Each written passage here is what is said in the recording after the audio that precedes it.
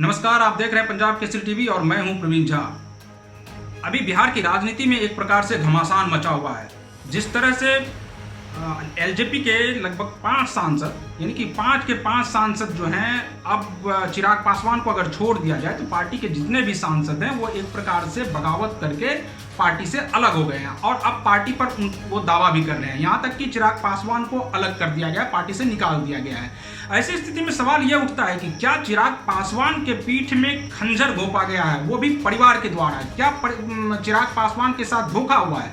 और इसी पर ज्यादा बातचीत करने के लिए इस वक्त हमारे साथ जुड़ रहे हैं हमारे सहयोगी विकास कुमार। विकास जी, आपको क्या लगता है कि जिस तरह से एलजेपी में जो ये बगावत हुई है, जिस तरह से पशुपतिनाथ पारस हो, चाहे सूरजभान सिंह के तरफ से देखा जाए, या फिर आप देखिए कि वीणा देवी जो है वो, और मेन रूप से अगर देखिए तो प्रिंस राज, नहीं लगता आपको कि एक प्रकार से चिराग पासवान के पीठ में खंजर घोंपा गया है? जी हाँ, बिल्कुल सही सवाल है। चिराग पासवान, उनकी मां रीना पासवान, सबके पीठ में खंजर भोंका गया है और पारिवारिक रिश्तों का कत्ल किया गया है कुछ राजनीतिक फायदों के। और तीसरी बात है कि जो रामविलास पासवान जी की 4 दशक की पूरी राजनीति थी, वो उस राजनीति को 40 घंटे में उस पर कब्जा जमाया गया है। और मुझे लगता है कि इससे चिराग पासवान ही नहीं बल्कि करोड़ों समर्थक जो हैं और जो भी जागरूक नागरिक हैं वो भी हतप्रभ हैं कि यह कल सुबह से लेकर और आज दोपहर तक जो घटनाक्रम हुआ है उससे साफ है कि चिराग पासवान के साथ बहुत बड़ा छल किया गया है। और जो रामविलास पासवान जी जो सबको साथ लेकर चलते थे परिवार में, सबको कुछ ना कुछ मिला रामविलास पासवान जी से। एक प्रकार से देखिए विकास जी, तो अगर पशुपतिनाथ पारस हो, चाहे प्रिंस राज हो, या उनके परिवार का कोई भी हो, अगर रामविलास पासवान आज नहीं होते तो इन लोगों का कोई वजूद नहीं था। और ऐसी स्थिति में जब रामविलास पासवान अब नहीं है, 1 साल भी अभी लगभग उनके देहांत को नहीं हुआ है, और इस तरह से चिराग पासवान के साथ जो हुआ है, जो परिवार के लोगों ने किया है, आप इसको कितना सही मानते हैं? नहीं, इसको सही मानने का तो सवाल ही नहीं होता, क्योंकि आप देखें कि मैं थोड़ा सा 2-3 पर्सनैलिटी जो हैं, जो अभी की प्लेयर बनकर उभरे हैं, सब पे थोड़ा जानकारी देना चाहूंगा। कि जहां तक पशुपति पारस जी की बात है, पशुपति पारस विधायक बने थे अलौली से, खगड़िया के अलौली विधानसभा से।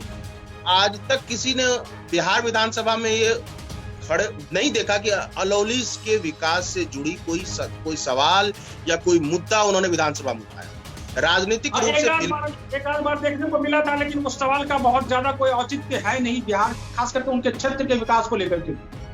और खगड़िया जिस तरह से अलौली पिछड़ा हुआ इलाका है, वहां उन्होंने कोई ज्यादा मतलब विकास जो भी किया होगा वो रामविलास पासवान जी ने किया होगा, बल्कि इन लोगों ने रामविलास पासवान जी के इनका जो रामविलास पासवान जी का जो भरोसा था इन पर कि अगर हाजीपुर से वो खड़ा कर रहे हैं पशुपति कुमार पारस को, इसका मतलब यह है कि हाजीपुर उनका एक पेटेंट संसदीय क्षेत्र था, उनका वो इलाका था जहां से रामविलास पासवान जी ने अपनी राजनीतिक पहचान बनाई थी, विश्व रिकॉर्ड कायम किया था जीत का। वो भी भरोसे में उन्होंने पशुपति पारस को सौंप दिया। इसके बावजूद पशुपति कुमार ने उनके मृत्यु होने के 248 दिन बाद जो एक पिताविहीन पुत्र, जिसके सर पे पिता का साया नहीं था, जो बिहार के पॉलिटिक्स को नेचुरली नहीं जानता था और इतना श्रूड पॉलिटिशियन नहीं था, उसको छला, और ना केवल छला बल्कि मैं कहूंगा तो उनको बेइज्जत किया गया। जबकि रामविलास पासवान के जीते जी सबको उस परिवार में इज्जत मिली, प्रतिष्ठा मिली, पद मिला, राजनीतिक कद मिला। और एक प्रकार से अगर देखा जाए, अगर रामविलास पासवान चाहते तो अपने बेटे को ही हाजीपुर से उतार देते, लेकिन वो हाजीपुर से ना लड़ करके चुनाव चिराग पासवान जमुई गए और जमुई से चुनाव लड़के, हालांकि वो जीते हुए हैं, लेकिन इसके बावजूद अगर रामविलास पासवान चाहते तो अपना उत्तराधिकारी के रूप में भी अपने संसदीय क्षेत्र को अपने बेटे को सौंप सकते थे, लेकिन उन्होंने भाई को सौंपा। तो आपको नहीं लगता कि भाई जो है वो जस्टिस नहीं किया, खास करके चिराग पासवान के साथ? हाँ बिल्कुल, भाई जो चाचा है पशुपति पारस, उन्होंने बिल्कुल जस्टिस नहीं किया। और आप जनमानस में जाके जिससे भी पूछेंगे वही कहेंगे ये कलयुगी चाचा हैं, प्रिंस राज कलयुगी भाई हैं। क्योंकि मान लीजिए अगर रामचंद्र पासवान जी के निधन के बाद अगर चिराग चाहते तो प्रिंस राज को टिकट नहीं मिलता, किसी और को टिकट मिलता वहां से। लेकिन वो टिकट मिला, वहां से वो जीते समस्तीपुर से। और उसके बाद आपको कि अगर समस्तीपुर की अगर बात करें, हमारी बात हो रही थी वहां के कुछ लोगों से, खास करके पासवान समुदाय के लोगों से। उन लोगों का साफ कहना था कि प्रिंस राज को वो नहीं जानते, प्रिंस राज के नाम पर उनको वोट नहीं मिला है। वोट मिला है तो वो रामविलास पासवान और चिराग पासवान के नाम पर। तो ऐसे में अगर आपको नहीं लगता है कि 2024 के चुनाव में जब एक बार फिर से ये लोग मैदान में जाएंगे तो इन लोगों को क्या उसी तरह का समर्थन प्राप्त होगा जिस तरह से अभी मिला था इन लोगों को, खासकर पार्टी में रहते हुए, और वो भी चिराग पासवान और रामविलास पासवान के नाम पर? नहीं, बिल्कुल। ये जो लोग लोजपा के जो आधार वोटर हैं, उनकी नजरों में तो ये गिरे ही हैं, बल्कि जो युवा पीढ़ी है उनके नजरों में भी ये बहुत हद तक गिर चुके हैं। क्योंकि हो सकता है कि चिराग पासवान से उनकी कुछ नाराजगी हो, सीनियरिटी, जूनियरिटी, जनरेशन गैप, बहुत सारी चीजें हो सकती हैं। लेकिन रामविलास पासवान जी के निधन होने के बाद उनकी जो पत्नी है रीना पासवान जी, उनको भी कहा गया कि इनको राष्ट्रीय अध्यक्ष बना दिया जाए। कल चिराग पासवान 1.5 घंटे तक बैठे रहे पशुपति जी के पास कि भाई यही ऑफर लेकर कि रीना पासवान जी को राष्ट्रीय अध्यक्ष बना दीजिए, आप संसदीय दल के नेता हो जाइए और आप केंद्र में मंत्री भी हो जाइए, लेकिन पार्टी में इस तरह का बगावत मत करिए, क्योंकि इससे रामविलास पासवान की जो राजनीतिक विरासत है वह छिन्न भिन्न हो सकती है। जो उनका सींचा हुआ वृक्ष जो है वो मुरझा सकता है, उसके फल टूट सकते हैं। तो ये लेकिन आप देखिए कि किस तरह से को बनाया गया। नहीं लगता है एक प्रकार से बीजेपी ने जिस तरह से चुनाव के दौरान खास करके चिराग पासवान को लेकर के जिस तरह से देखा गया, बीजेपी का जो स्टैंड रहा चुनाव के दौरान, आपको नहीं लगता है कि वो स्टैंड जो है एक प्रकार से खास करके नीतीश कुमार को वो स्टैंड सही नहीं लगा, और नीतीश कुमार को उसी समय से नीतीश कुमार के अंदर ये चल रहा था कि किसी न किसी रूप से इस पार्टी को तोड़ देना है, और आज उसका यह नतीजा देखने को मिल रहा है? नहीं, बिल्कुल सही बात है। इसमें जो खबरें आ रही हैं उसमें यह है कि जो प्रिंस राज थे वो उन्होंने शुरू में थोड़ा सा विरोध किया था, मतलब वो राजी नहीं थे इस तरह का बगावत करने के लिए। तो उनको समझाने के लिए दिल्ली महेश्वर हजारी जी को भेजा गया, जो विधानसभा में उपाध्यक्ष हैं, और महेश्वर हजारी ने उन्हें एश्योरेंस दिया कि वो उनके खिलाफ 2024 में चुनाव नहीं लड़ेंगे लोकसभा समस्तीपुर में जी। तो लेकिन खैर, इस तरह के वादों का कोई राजनीति में कोई कीमत नहीं होती है।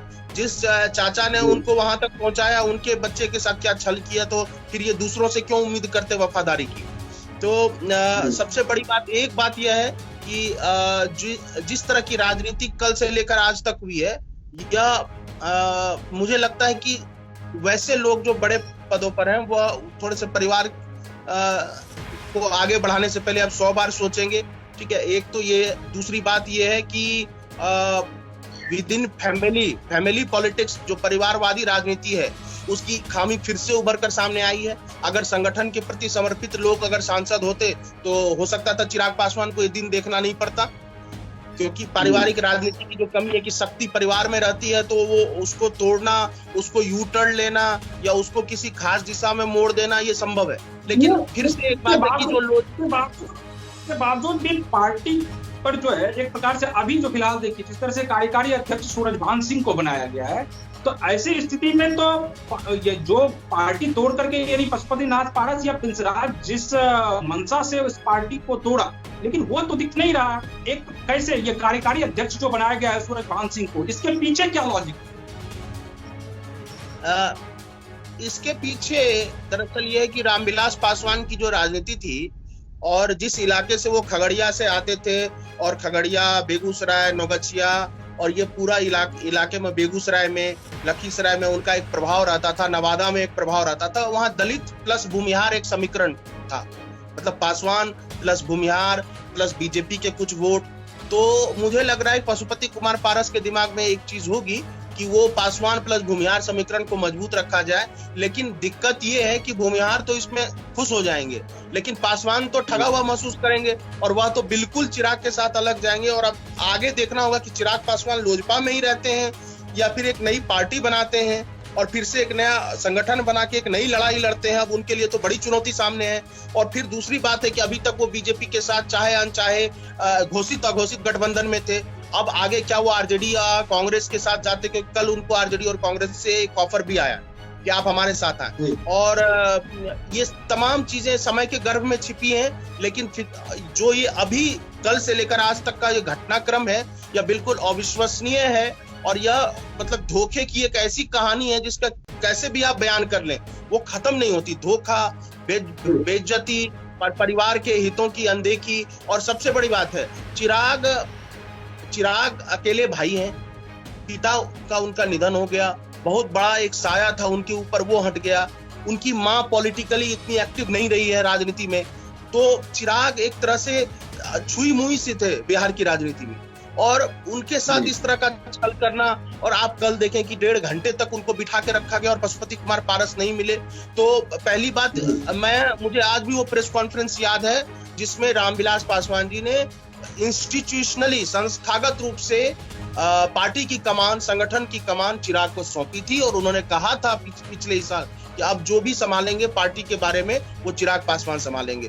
तो ये तय जानिए कि राजनीतिक विरासत और आधार वोट बैंक चिराग के पास है, अब पार्टी पर कब्जा इनका है। अब देखते हैं कि दोनों में, लेकिन लॉन्ग टर्म में चिराग अगर हिम्मत रखें, हौसला रखें, रणनीति सूझबूझ से काम लें, तो वह अपनी शक्ति को फिर से हासिल कर सकते हैं।